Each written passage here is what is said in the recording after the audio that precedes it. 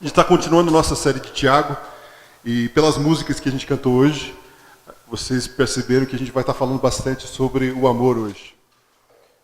Eu estava lendo sobre o Tiago e é interessante que, quando a gente pensa sobre o livro de Tiago, o Tiago parece que pega a nossa fé e eleva um pouco mais para um grau um pouco mais difícil. Um pouco mais difícil da gente aplicar nas nossas vidas. Porque ele pega talvez as coisas básicas que a gente já conhece e aplica de uma forma que não é tão fácil. E sempre falamos aqui na comunidade que o evangelho é simples, que a mensagem tem que não ter muito peso nas nossas vidas. Mas ao mesmo tempo a gente entende que esse evangelho também deve fazer que a gente se transforme também. E é isso que o Tiago quer fazer conosco nessa manhã. Na minha infância e adolescência, eu não tinha muitos videogames. Já estou colocando um pouco mais de anos e datas na minha vida. Não tinha videogame, não tinha WhatsApp, não tinha Facebook, não tinha internet, não tinha nada disso na minha infância e adolescência. O que a gente tinha para brincar naquela época? Vocês que são da minha época, o que a gente tinha para brincar? A gente saía para a rua. A gente brincava na rua, jogava na rua, fazia tudo na rua e voltava para comer e às vezes fazer as necessidades, às vezes só. Quantos cresceram assim? Bastante, né? Vocês são tão velhos como eu. Tá bom, que bom. Bom ouvir isso. Os períodos que mais lembro disso foi no Canadá. E o Canadá é interessante porque ele fica muito para o norte da nossa terra. Então, as noites durante o verão, primavera, verão e outono, eles vão rendendo até a gente quase cair na chuva, no chão de cansaço. Porque fica aceso lá até quase 10 horas, quando eu lembro, quando era na minha infância. Então, você podia jogar na rua, 9h30, 9h45, você jogava ainda com luz do sol e brincava. E naquela época, no Canadá, eles não jogavam futebol, tá? Desculpa decepcionar vocês. Não jogavam futebol. O que vocês acham que eles jogavam na rua, no Canadá? Alguma sugestão? Basquete? Não. Hóquei. Eles jogavam hóquei sem o gelo na rua. A gente colocava 2 gols e você pegava bola de tênis e aqueles tacos de hóquei e jogava hóquei no meio da rua. E o Jay aqui achava que ele era o próximo Neymar do hóquei, né? Ele achava que era o bom do hóquei, mas não tinha... Se colocar gelo lá embaixo, eu era o pior dos piores. E eu era também pior dos piores no asfalto também. Mas a gente jogava dessa forma, e o interessante quando a gente era criança, eu não sei se tem um jeito diferente de escolher times hoje, mas na minha época de infância, como é que a gente escolhia os times para estar em cada lado? A gente fazia de alguma forma democrática? Como é que a gente fazia? Tinha 2 capitões e eles foram escolhendo os melhores, razoáveis, ruins e os que não deveriam estar jogando, né? Ficaram para o último. Não foi assim que a gente foi escolhendo entre os times? E tinha essa ideia de que você escolhia baseado no quê? Baseado em como eu jogo. Baseado no que eu faço, no meu esforço para estar no seu time. E no hóquei, eu ficava sempre mais para os últimos daquela grupo de pessoas escolhidas. Não eram os primeiros a ser escolhidos. Se foi olhando, você ficava naquela fila e eu ficava olhando um para o lado do outro, vendo talvez a menina que estava jogando com você e você esperando por ser escolhido antes dela e tudo isso. Aquele sentimento de ser o último é uma das piores sensações no mundo. Você se sentir que você não tem o suficiente para estar numa equipe. Isso aconteceu comigo quando era criança, mas também quando adulto. Cheguei no Brasil e olhando um altão assim, gringo, americano, se eu for jogar futebol, vocês vão olhar para mim, vamos escolher ele por último, porque o cara não sabe jogar, não. Não sei jogar como o Leandro aqui, o craque da comunidade aqui. E eu senti isso também, de vocês, a pessoa olhar para você e já julgar se você joga ou não, é bom ou não, merece ser escolhido ou não. Será que isso ainda acontece hoje? Em outras esferas? Será que isso acontece no nosso meio? Da gente julgar as pessoas baseado no que a gente vê e pensar se eles merecem ou não fazer parte de alguma coisa?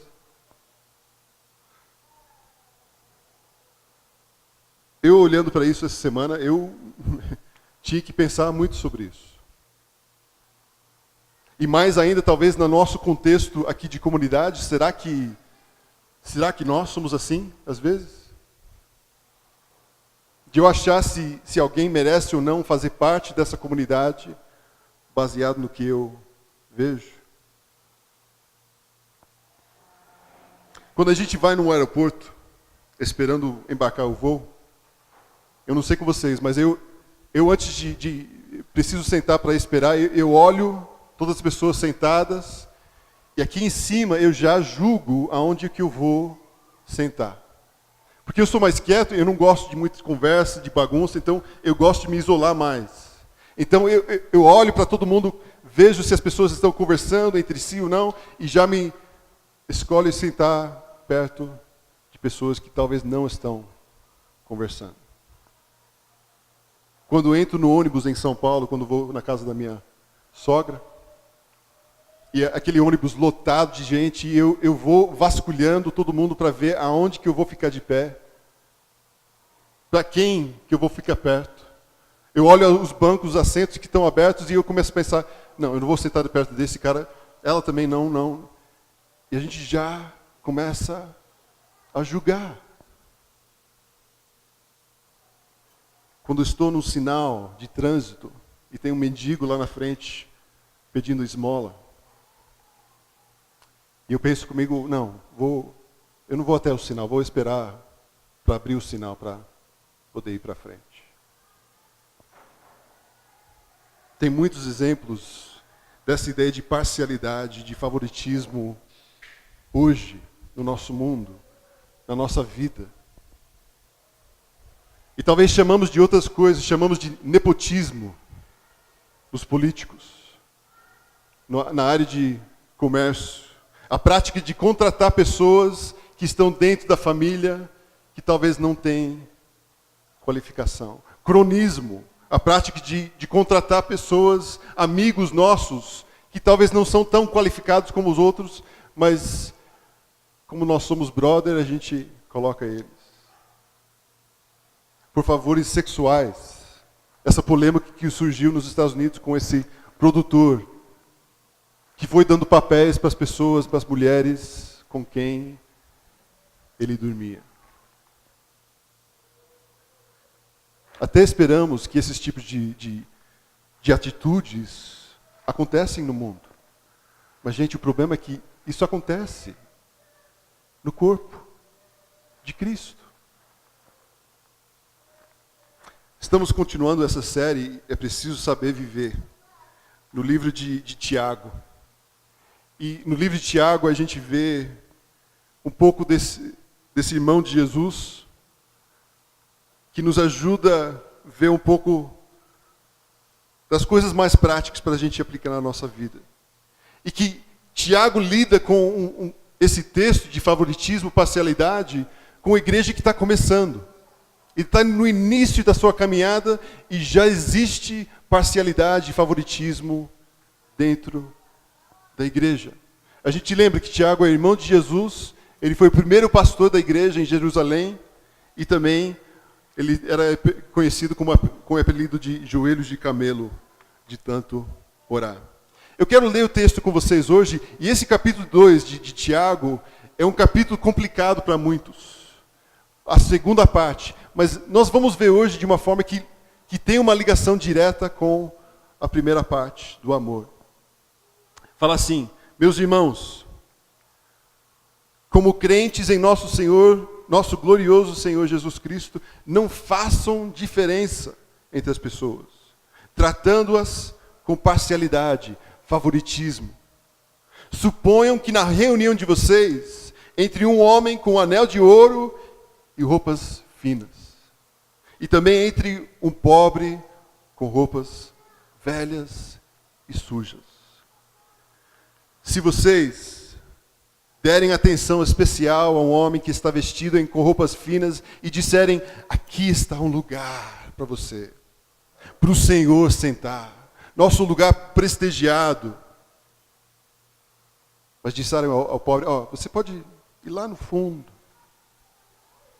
Senta aqui no chão, junto ao estrado, onde ponho os meus pés. Não estarão fazendo discriminação? Fazendo julgamentos com critérios errados?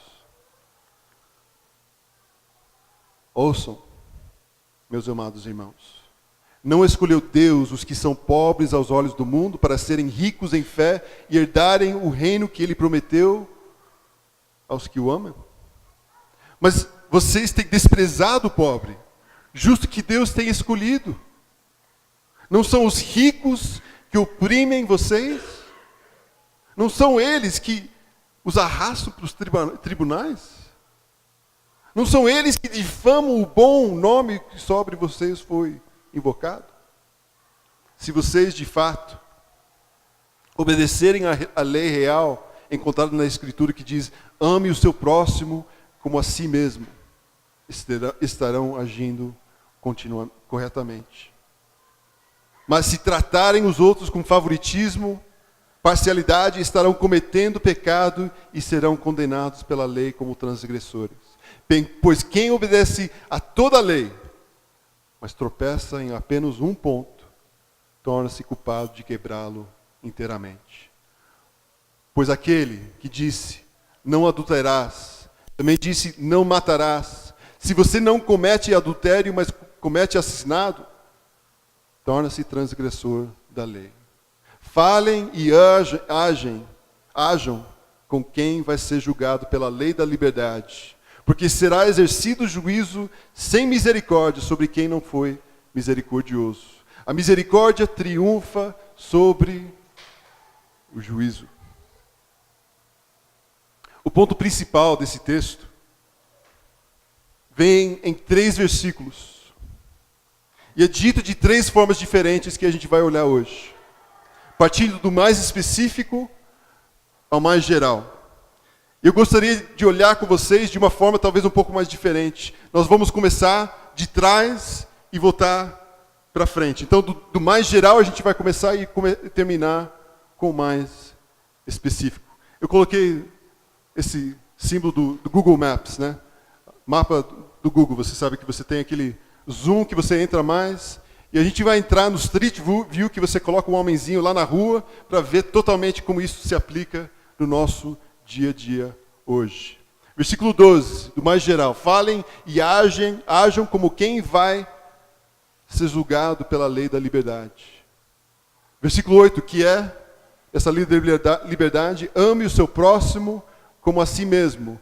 Que na prática, no versículo 1, não façam diferença entre as pessoas, tratando-as com favoritismo. O resto desse trecho é argumento. É o jeito de Tiago argumentar que você deve agir dessa forma. Razões por que não devemos mostrar favoritismo. Ele nos desafia a abrir um pouco mais a nossa visão de amar ao próximo. Amar ao próximo é fácil quando nós temos pessoas iguais a nós, ao nosso redor. Não é certo isso? É muito fácil a gente amar aqueles que nós temos muito em comum. Pessoas que não, talvez, são difíceis de amar. Que não falem conosco do jeito que a gente não gosta. Que não agem com a gente do jeito que a gente não gosta. Que não aponta, talvez, em erros, como pessoas que não apontam. Amar ao próximo quando estamos no meio de pessoas diferentes e até difíceis de amar, é o desafio para nós, discípulos. É isso que Jesus está chamando para a gente para fazer. Amar as pessoas diferentes de nós. A lei da liberdade, e eu achei interessante essa parte que a gente vai olhar hoje. E muitas vezes a gente pensa em lei como alguma coisa difícil. A gente pensa no lei do Antigo Testamento, os 10 mandamentos. A gente pensa lei, lei, lei, lei. E é uma coisa opressor. Mas se a gente pensar sobre a lei que Deus nos dá, é libertador. Quando Adão e Eva foram colocados no jardim, quantas leis tinham?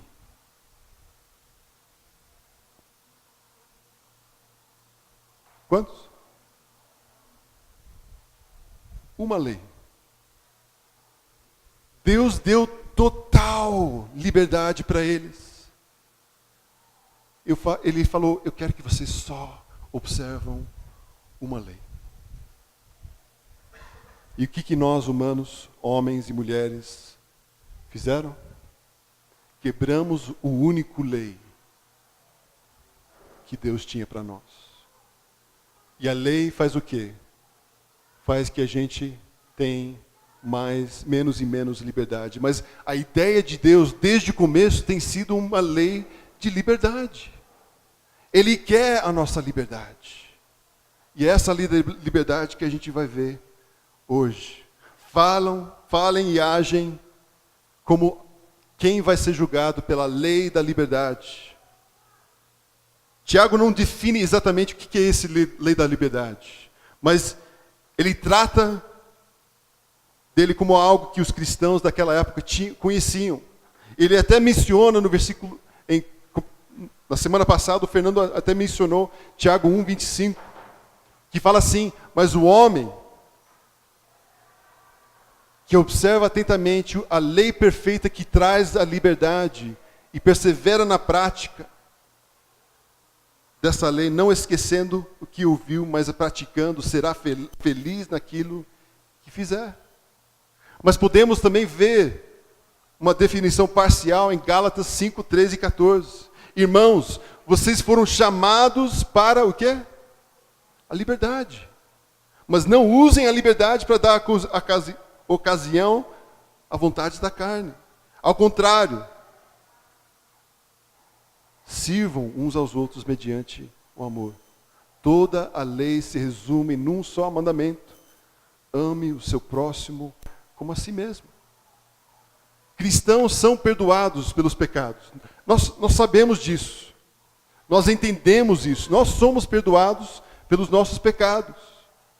Isso quer dizer que somos perdoados e libertos da condenação e domínio do pecado. Quando nós somos perdoados, Deus falou, eu não vou mais te condenar por causa disso. Eu estou dando liberdade para você. Agora devemos viver essa liberdade. Perdoado e não condenado por Deus. Então isso liberta a gente para a vontade da carne.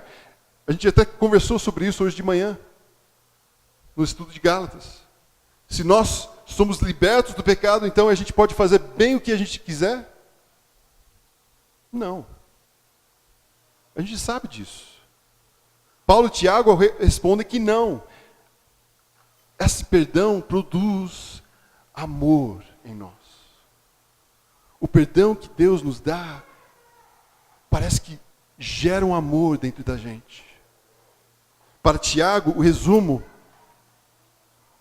da lei da liberdade é dado no versículo 8. Ame o seu próximo como a si mesmo. E Paulo fala quase a mesma coisa. Sirvam uns aos outros mediante o amor.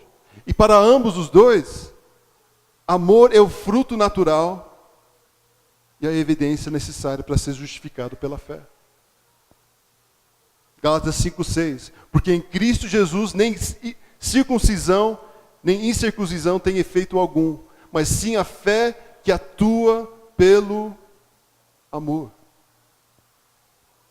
Tiago 2,17. Assim também a fé por si só, se não for acompanhada de obras, é morta.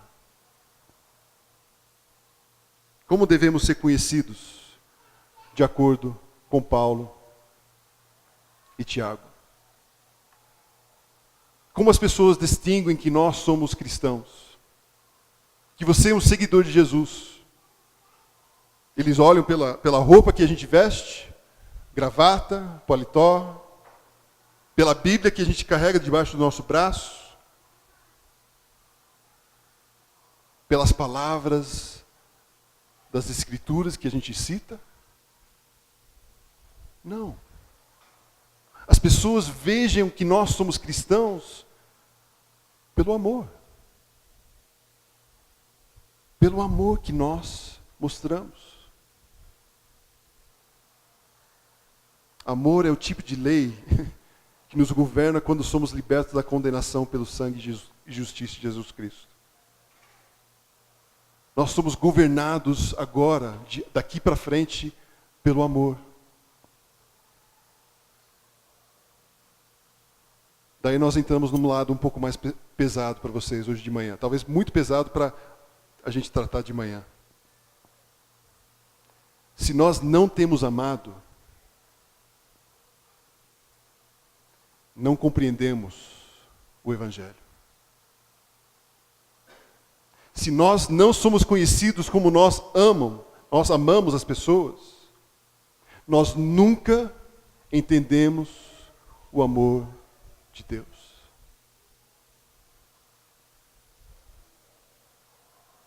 Não há evidência em nossas vidas. Não há um fruto que podemos mostrar para as pessoas que fomos transformados. Nós não deixamos o amor invadir o nosso interior. E para mim, gente, isso foi muito pesado para mim essa semana. Isso foi impactante na minha vida. Porque muita gente hoje em dia acha que nós somos conhecidos quantas vezes nós vamos na igreja. Nós somos conhecidos como discípulos de Jesus quantas vezes eu oro durante o dia. Nós somos conhecidos como seguidores de Jesus quantas vezes a gente lê a Bíblia todo ano. Se eu fizer isso, daí eu não vou ser julgado por Deus.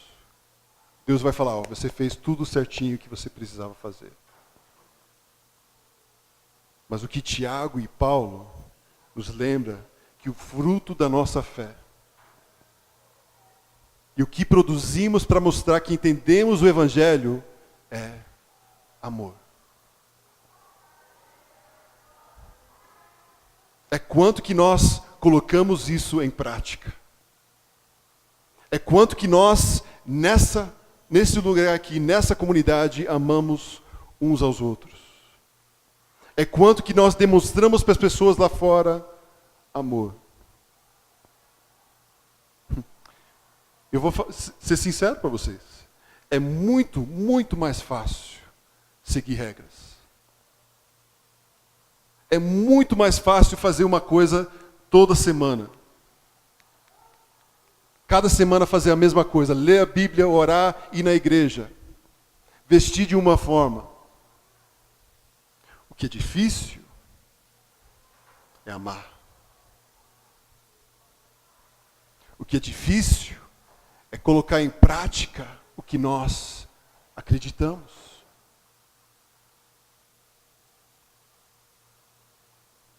Agora nós chegamos ao street view dessa mapa. E Tiago nos lembra, se vocês acreditam nessa lei da liberdade, se vocês foram transformados pelo amor de Deus, então vocês não podem mostrar favoritismo às pessoas. Você não pode julgar as pessoas. Se vocês amam o seu próximo como a si mesmo, então o mesmo amor que você demonstra ao rico, você tem que demonstrar ao pobre. O mesmo amor que você demonstra a um branco, você tem que demonstrar a um negro. O mesmo amor que você demonstra ao mulato, asiático, índio, tem que ser igual. Vamos até um pouco mais profundo. O mesmo amor que você demonstra a um heterossexual, você tem que demonstrar a um homossexual. Isso nos traz de volta ao versículo 1. Não façam diferença entre as pessoas, tratando-as com parcialidade.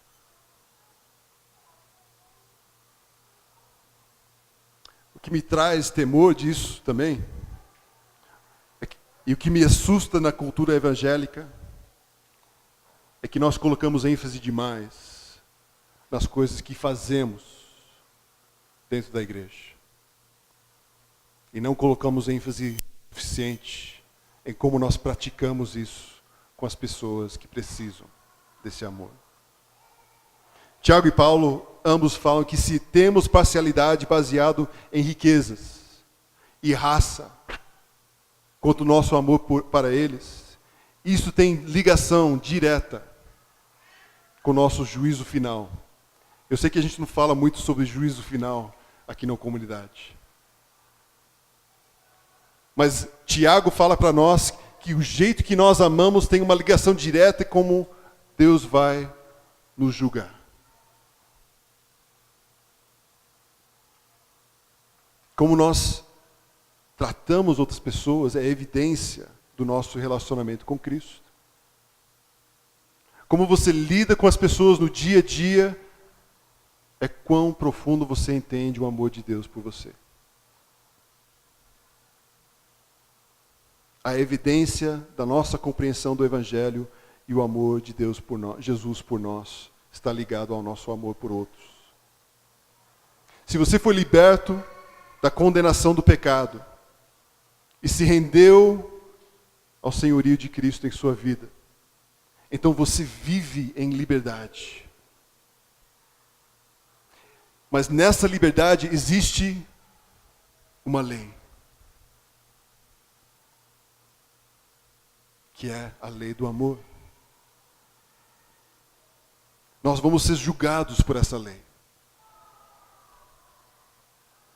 E um dos pontos mais práticos dessa lei é: não façam diferença entre quem merece o seu amor e quem não merece o amor de Deus. Quero deixar 7 razões porque não devemos mostrar parcialidade. Primeiro, parcialidade contradiz fé em Jesus Cristo como Senhor da glória. A gente vai voltar e conversar um pouco mais sobre essa razão. Segundo, a parcialidade revela um coração julgado, um coração julgador e por trás disso pensamentos más. A parcialidade com os ricos contradiz o coração de Deus, porque Ele escolheu amar e usar muitos pobres para o seu reino. 4. Parcialidade despreza pessoas criadas na imagem de Deus. 5. Parcialidade com os ricos produz um efeito negativo e acaba com você. Parcialidade te faz um transgressor da lei, da liberdade. E por último, parcialidade não é misericórdia. Se não mostrar misericórdia, perecemos. Assuntos bem leves hoje de manhã, né? Fáceis para a gente aplicar nas nossas vidas. Aqui vemos que Deus é o Pai perfeito. Quantos pais já falaram isso uma vez? Menino, leve esse lixo para fora. Mas por que, pai? Porque eu disse. Porque eu falei. Por isso que você tem que me obedecer. Nenhum dos pais fala isso, né? Tati também não. E aqui a gente vê um pai perfeito. Por quê? Porque ele nos dá a lei e nos dá a razão por que devemos seguir a lei. Os motivos por trás disso. Ele não só fala ame o seu próximo, Por quê? Porque eu disse. Porque eu falei. Ele nos dá os motivos. E por isso que Ele é o Pai perfeito. Eu sei que as mães não fazem isso, tá? Só os pais. Queria terminar olhando para a última razão. E a primeira. No versículo 13, Tiago fala, porque será exercido juízo sem misericórdia sobre quem não foi misericordioso. A misericórdia triunfa sobre o juízo. O significado aqui é simples. É baseado nas palavras do irmão dele, Jesus. E Jesus falou, bem-aventurados os misericordiosos, pois obterão misericórdia. Tiago só queria inventar um pouco e mudar um pouco do que o irmão dele mais velho tinha falado, né? Só isso. Mas basicamente são as duas coisas iguais. Se não mostrarmos misericórdia, nós não conhecemos Cristo. Um discípulo de Jesus é alguém que viu e sentiu a misericórdia de Deus na sua vida. Se não tem misericórdia nas nossas vidas, se mostramos parcialidade, se fazemos diferença entre as pessoas, por causa de raça, riqueza, e não aprendemos disso, não conhecemos Cristo e vamos viver separado dele. Cristo não vai mostrar misericórdia a nós, senão nós não conseguimos mostrar misericórdia às pessoas. Mas se já experimentamos sua misericórdia e vivemos na liberdade do amor dele, então mostraremos misericórdia e essa misericórdia será evidência da nossa fé.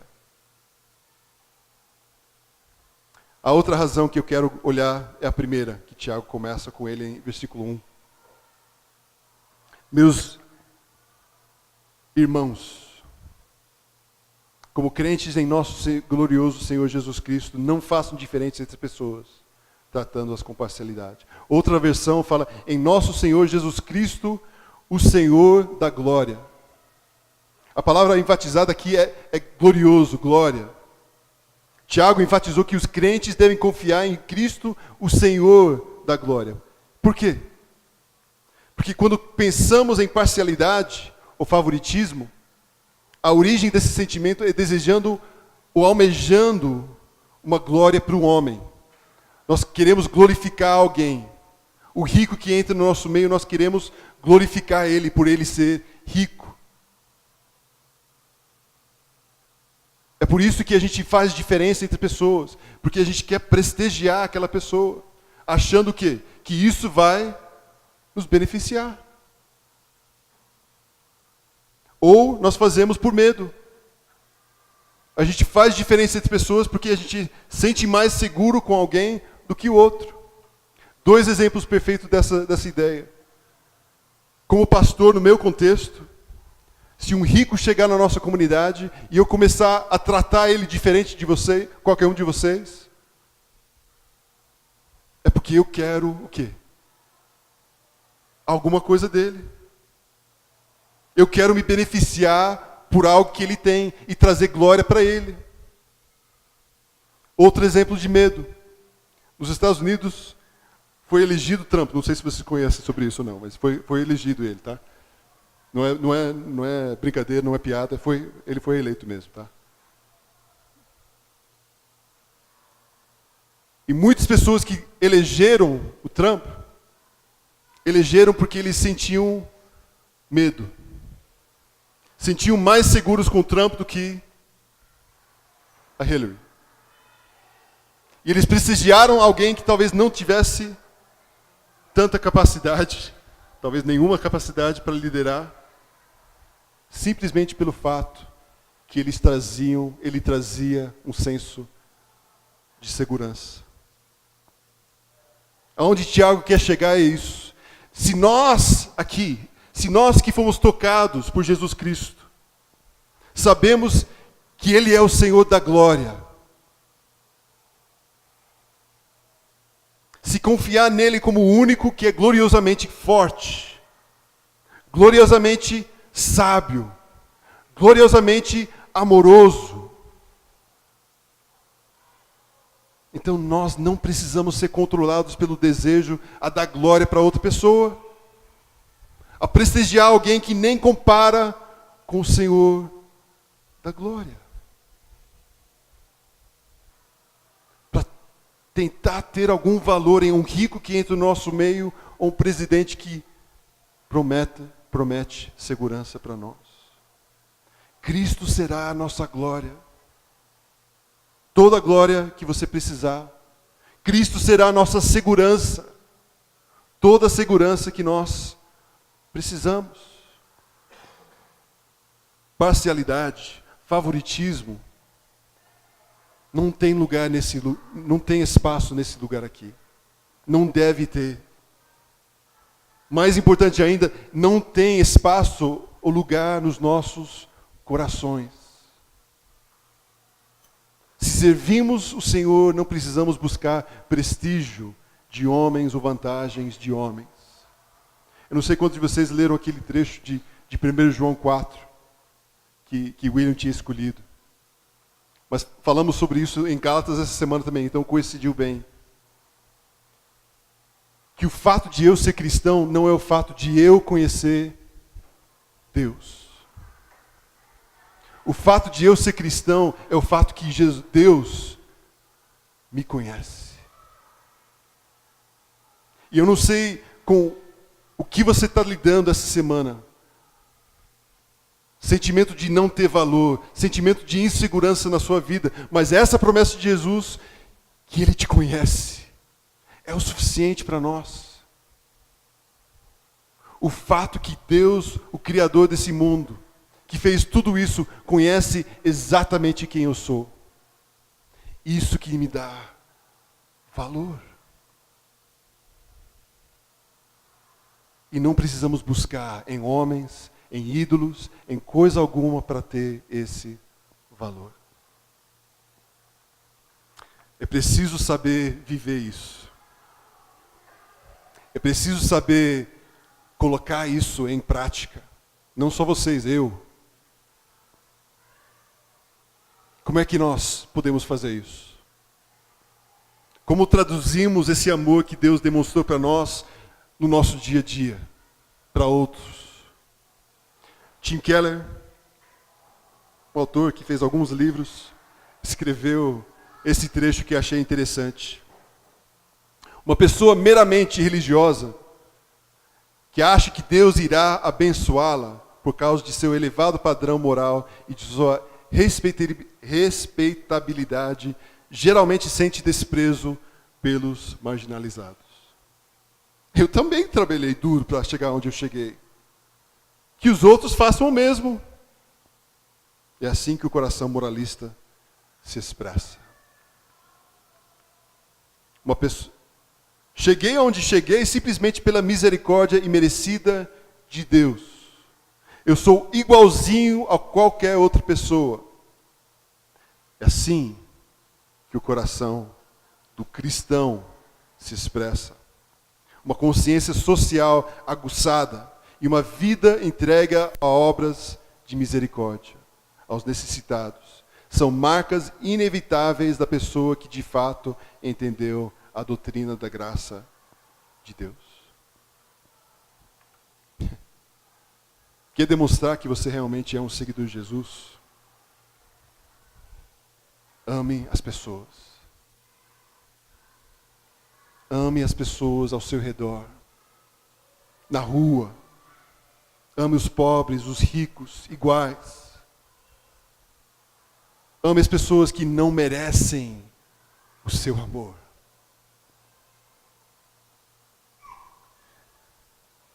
Terminando com esse capítulo de 2, ele entra, vocês que são rato de igreja, é essa a expressão? Conhecem bem o trecho em Tiago 2. Porque ele explica algumas coisas que são um pouco mais complicadas. Tiago 2, 14 a 20. Fala assim: de que adianta, meus irmãos, alguém dizer que tem fé se não tem obras? Acaso a fé pode salvá-lo? Se um irmão ou irmã estiver necessitado de roupas e do alimento de cada dia, e um de vocês lhe disser, vá em paz, aqueça-se e alimente-se até satisfazer-se, sem porém lhe dar nada, de que adianta isso? Assim também a fé, por si só, se não for acompanhada de obras, está morta. Mas alguém dirá, você tem fé, eu tenho obras. Mostre-me a sua fé sem obras, e eu lhes mostrarei a minha fé pelas obras. Você crê que existe um só Deus? Muito bem. Até mesmo os demônios creem e tremem. Aqui está a nossa aplicação. É preciso saber viver. O fruto de alguém que foi alcançado pela lei da liberdade é o quê? Amor ao próximo. Nesses versículos tem muita gente que fala que a nossa fé tem que ter obras para ser fé. Ao ponto de que se não fazemos algo, se não fizermos obras em nome de Jesus, não conseguimos nossa fé. Daí isso nos volta para uma fé baseada em o quê? O meu esforço próprio. Que eu tenho que fazer para merecer o amor de Jesus. Mas não é isso que Tiago está falando aqui. Em vista que nós vemos a primeira parte do capítulo 2, Tiago está falando, se você tem fé, você tem que praticar essa fé. A fé de vocês é baseada no quê? Na lei da liberdade, que é o amor. Se a sua fé que é baseada no amor não tem amor, alguma coisa está errada. Você não está colocando em prática o que você está pregando. Como que expressamos o amor ao próximo? Como expressamos o amor ao mendigo, o órfão ou viúva, o marginalizado? Fazer que nem Tiago recomenda para nós, em versículos 15 e 16. Se alguém estiver sem roupa, Deus seja seu conforto hoje à noite. Se alguém estiver sem comida para comer, Deus vai prover para você comida hoje à noite. É isso? Mas não é isso que a gente vive muitas vezes? Da gente orar por uma pessoa, em vez de amar a pessoa? Amor expresso através de ação e ações de amor, que é fruto da nossa fé. Amor é vivido. Não é só sentido. Tem que ser na prática. Essa é a lei que nos direciona. Essa é a lei que determina se você realmente é um seguidor de Jesus ou não.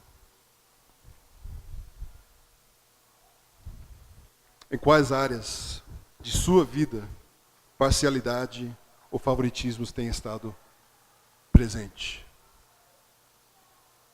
Eu confessei alguns dos meus no começo. Do jeito que eu avalio as coisas, avalio as pessoas onde estou. E já julgo se eu devo estar com eles ou não. Mas será que isso tem acontecido aqui? Eu espero que não. Espero que todos que entram por essa porta sentem um amor igual.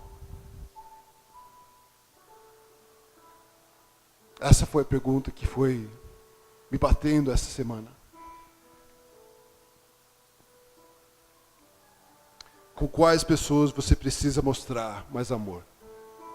Na prática. Aquelas pessoas que talvez surgiram na sua mente quando eu falei sobre o amor ao seu próximo. Amar as pessoas mais difíceis de amar.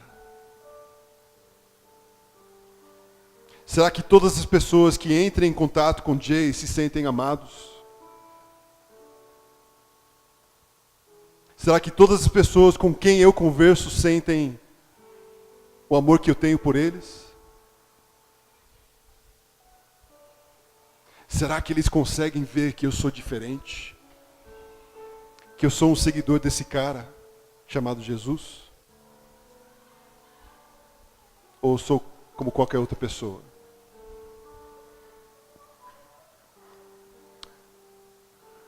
O que a gente pode fazer essa semana?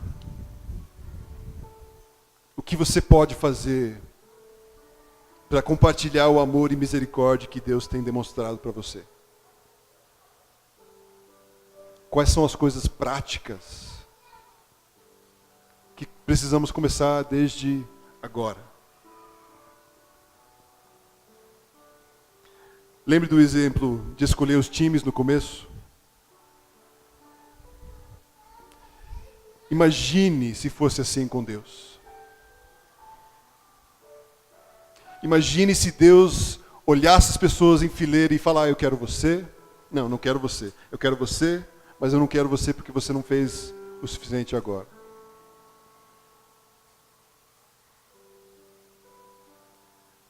Todos nós estaremos perdidos.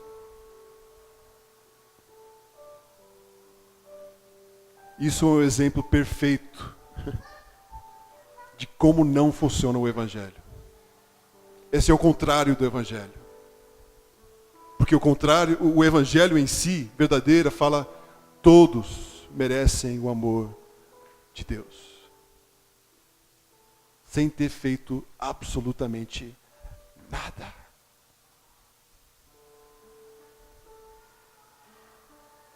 Que bom que Deus não funciona dessa forma.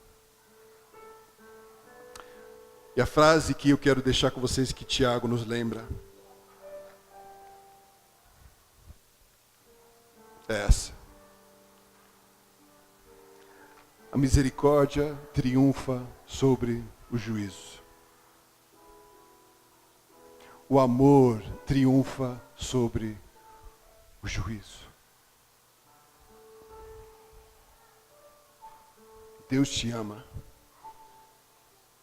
Deus é misericordioso com você e especialmente comigo, porque eu sou falho. E nós precisamos demonstrar essa mesma misericórdia e amor às pessoas que merecem ouvir essa mesma frase.